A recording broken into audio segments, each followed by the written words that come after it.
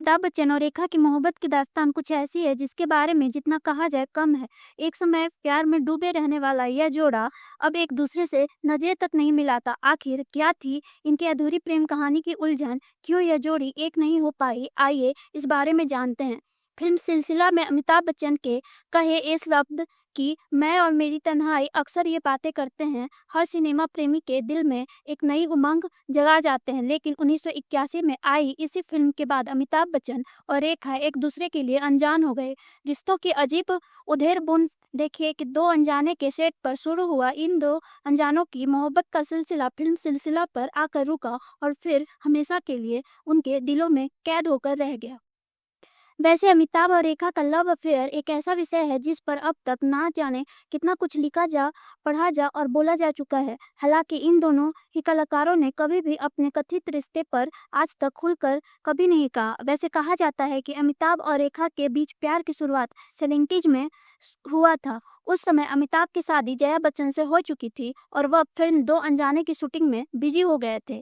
इसी फिल्म के सेट पर रेखा और अमिताभ की मुलाकात हुई थी, जो धीरे-धीरे नज़दीकी में बदल गई।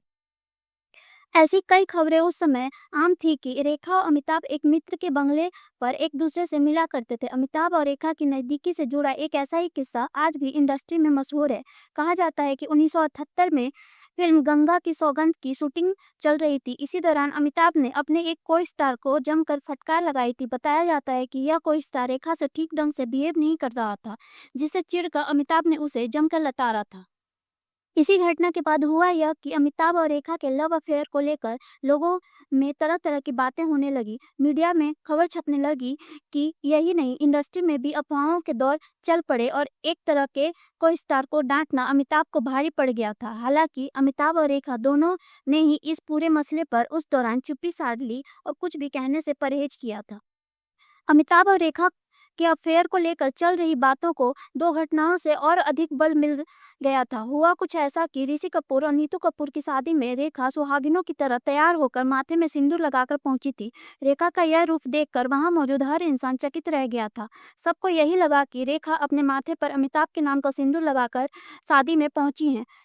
रेखा सिर्फ यही नहीं रुकी, बल्कि उस शादी में मौजूद अमिताभ से उन्होंने काफ़ी देर तक बातचीत भी की थी। कहते हैं कि इसी दौरान खुद को मजबूत दिखा रही जया इतना भावुक हो गई थी कि वो फूट-फूट कर रोने लगी।